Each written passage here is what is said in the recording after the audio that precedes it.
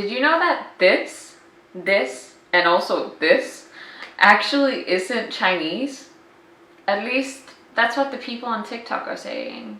So if you spend any amount of time on TikTok, and especially when it's focused on China or Chinese people or Chinese creators, you've probably already heard about the conversation about Chinese things being rebranded as other nations' things, especially Japanese and Korean. A very big thing was the Douyin makeup. When that became trendy, people were rebranding it as Japanese makeup or Korean makeup.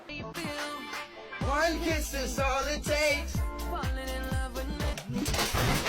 The same thing has happened with the brand Flower Nose. People assume that it's Japanese because it looks cute, so it must be Japanese. The famous northern Chinese snack tangpulu, which is traditionally supposed to be hawthorn covered in sugar, and today you cover all kinds of fruit with it. But all of these things have been rebranded a little bit, or at least people are saying that it's not Chinese, and then people are having to correct people. And I think the wildest thing is, it's even gone as far as people posting, "This is why Korea is great." And they're posting pictures of Chinese women with their literal Xiaohongshu ID name in the picture. It's so crazy.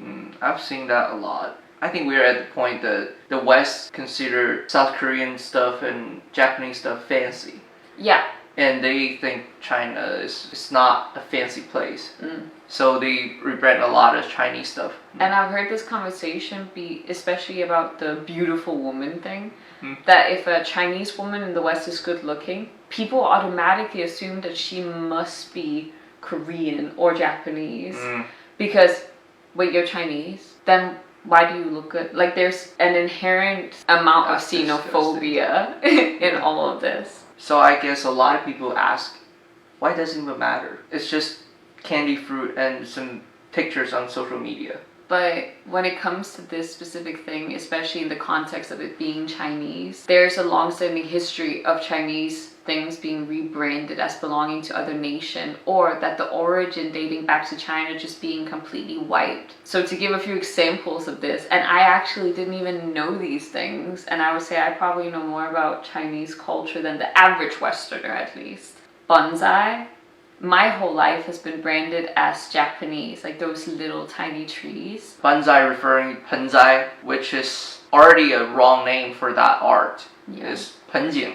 I think every Chinese know what that is. And everyone would be surprised that was rebranded as Japanese. And the same thing for tea. So for those that don't know the history of tea, Britain was trading with China. And tea was a very valuable thing to trade with, and it only was being grown in China. It was like a state secret. So because Britain didn't want to pay China for this, they went in, sent in a spy who stole the plant, and then they planted it in their colony on Ceylon, what is today Sri Lanka, and grew tea there. And now most people, I guess, don't even know that tea comes from China.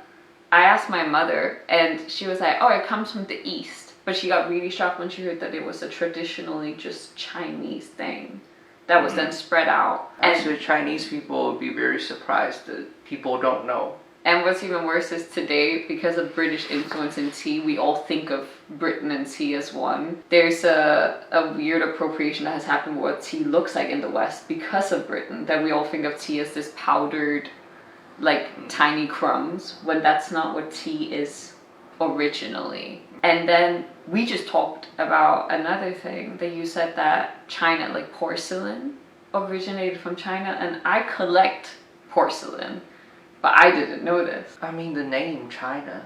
Yeah, but I thought that's just because you guys were able to make a specific type of it. The final thing that also surprised me was that I have seen people accuse Chinese people of stealing cherry blossoms from Japan. That some like Japan fans will go after Chinese people and be like, "Oh, they're just copying, they want to be like Japan." Funny enough, turns out cherry blossoms actually come from Tibet. Yeah, and it was planted all around the country very early. Like let's say Sui Dynasty, Tang Dynasty, Wei Jin.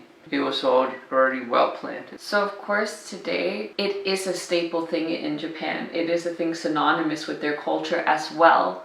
But instead of accusing China of stealing something, there should be an understanding that this is a shared culture, and yes, Japan has made it its own thing in the way they incorporate it. Yeah. But you shouldn't think that this is Japanese influence on China, because it diminishes what Chinese culture also is, and you're actually doing something called cultural erasure, where you delete the fact that it is a factor and try to attribute it to something completely separate. Yeah.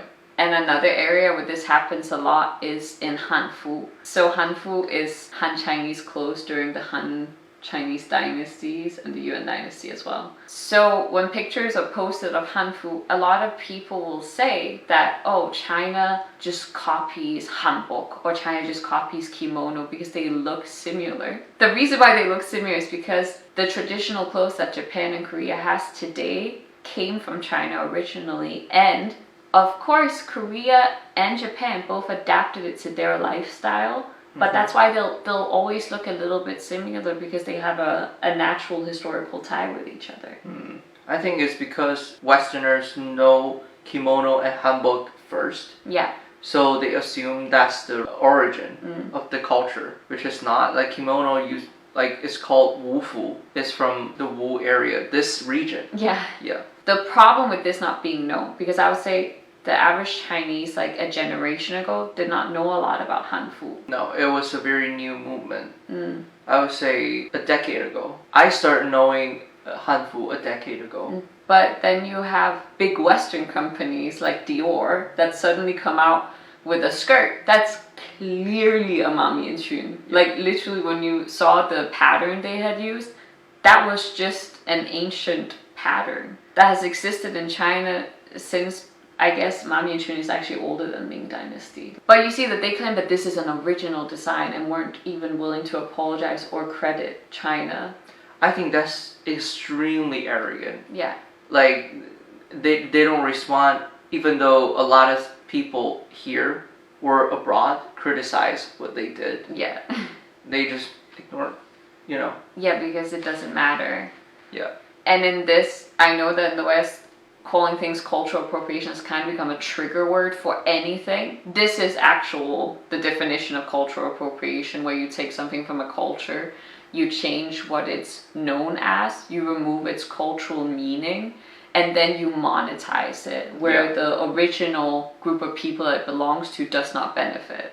Yeah. So, yeah, we should all shame Dior for doing this, because that's definitely not okay. And I think, unfortunately, when we talk about the erasure of Chinese influence, it is led primarily by Western countries. When I lived in Japan, my experience is that Japanese people fully acknowledge that kimono has an origin somewhere. Kanji comes from China originally, that is Hanzi. Yeah. But online, sometimes you see characters and people are like, doesn't this come from Japan? And it's so deranged, because if you take classes, like if you went to school in Japan, you would be taught traditional Chinese literature, because it's tied together. It's a part of your cultural heritage. In many ways, I think it's very accurate to say that China is what ancient Rome is for Europeans. That there's an enormous cultural influence that we can't run away from, and it brought a lot of things with it. Yeah. So when you talk about East Asian culture, knowing at least something about China is important to understand context of everything. I think the most recent thing that I saw that you got very, like, a good chuckle out of. So if people have been watching our videos, they might have noticed that I use hairpins quite often. Yeah. Because I love hairpins. Recently, they have made like a surgence onto TikTok, Western TikTok. And people using them, and then people in the comments being like, oh, you should take a look at Korean hair sticks, because they're so beautiful. And at first I was like, huh? Like, so I tried to look up what these people are talking about, and that's just a Chinese hairpin. Like, it's the same thing. Yes, hairpins have existed for many, many years. They exist in different countries, but Korea's cultural influence does come from China, and the hairpins, specifically these, actually have a lot of Chinese symbolism on them. Yeah. So trying to say that they are Korean comes across very xenophobic, unfortunately. And I don't think people always intend to. It's just because, again, Korean influence is big. Like, because of Korean historical dramas, people have seen hanbok, hairpins, in that context first. So they don't realize how common hairpins is here. If you go outside to any touristy area, you'll see so many of them. And also, I think part of why some countries try to erase the China influence is because those behaviors are encouraged in the West. If some country made up something that, oh, it's from my culture, not Chinese culture, then Westerners would buy it. Yeah, because there's already a negative image or connotation when you talk about China due to things like the Red Scare, the anti-Chinese propaganda that was very big during the Opium Wars, very big during the World Wars. Yeah. It is a continuous thing, and I think people today think that it's a new thing that we are anti-China. Actually, if you're American, this is a fundamental part of your country being anti-China. In 1882, Congress passed the Chinese Exclusion Act, the first federal law that restricted immigration based explicitly on nationality. It has nothing to do with the current government. No. No matter which government this country had chosen, this would still exist. Yeah. Unfortunately, which sucks because it makes people miss out on a lot of wonderful things about this culture. China is the oldest written history in the world. It is wildly documented. And the influence it has had and the depth of this culture is very vast and is something you can see represented. And again, for you, like if you are interested in Japanese or Korean culture, I think that's awesome. Like being interested in other people's culture and other areas of the world is great. And there's no shame in that. But if you want to really understand the culture, you also have to understand where it comes from. Just like if you studied old European history, at some point you would also have to understand Roman influence. Yeah. It's a baseline to understand anything. So I think some people will ask themselves, how is this even possible? China is so big. China is a huge economy. So how can this even happen? Partially it's because Japan and Korea, those two East Asian countries, have huge soft power in the West and huge influence in the West. China doesn't. Yeah, China didn't focus its energy on soft power the same way. Or you can see China couldn't. Yeah. Because you're a major rival to the leader of the West, America. I think it's very important to look at who the allies are of each country. So it's no secret that China is not an ally of America. They could never be. It wouldn't make any sense for two massive countries to ever be allies. But Japan, because it got occupied after the war because they lost, became a natural forced ally of America. Korea became an ally of America after the Korean War. So these countries suddenly also had access to the world's biggest soft power because it's a built-in thing in America. Hollywood is literally just a soft power machine. And it's very clever. I'll give America that. So suddenly you see that Japan starts to send out stuff like manga, anime. Its culture gets discussed way more, like geisha, samurai, ninja. Even though some of those things aren't as big in reality as it's made out to be, suddenly Westerners know about traditional art forms in Japan. And in Korea you have the dramas, you have K-pop that has really been pushed to the last, I would say, decade, probably a bit more, 15 years maybe. Yeah. It has really been pushed also throughout Asia. They have a huge cultural influence here as well in pop culture. So it's very easy to then forget that some of these cultural elements would also exist elsewhere. Yeah. And also, I think the main reason is economic development. Yeah.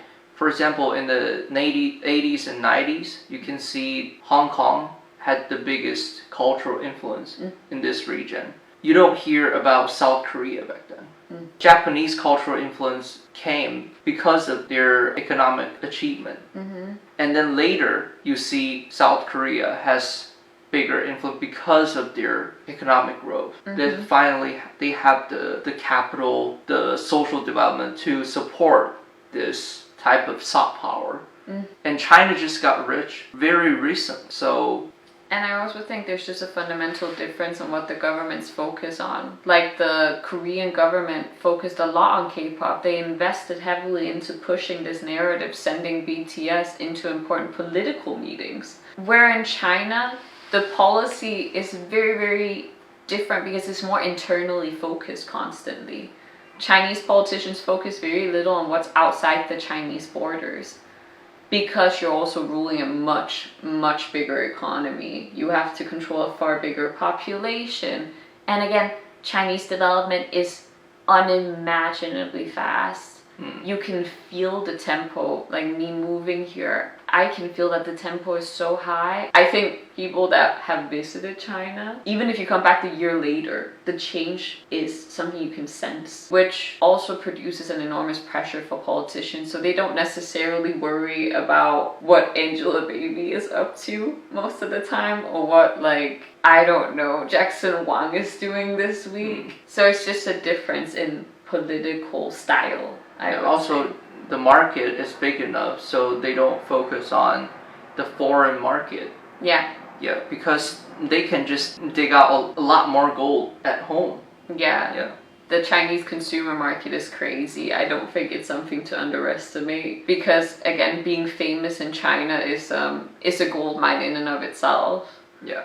It would be like the equivalent to the European market, but in one country. So it's just something to take into consideration when you see things that are Asian and it says that it's Chinese. Maybe instead of attacking it right away and saying that Chinese people are stealing and spreading this actually very xenophobic stereotype, maybe do a little bit of digging into the history behind things, because a lot of things, one, are shared, but also, again, this is a mother culture in its own region, so it's very likely that it's either a shared thing or that it actually originated here. But yeah, I hope that you guys find this video a little bit interesting and that you'll consider following us or coming back for a future video.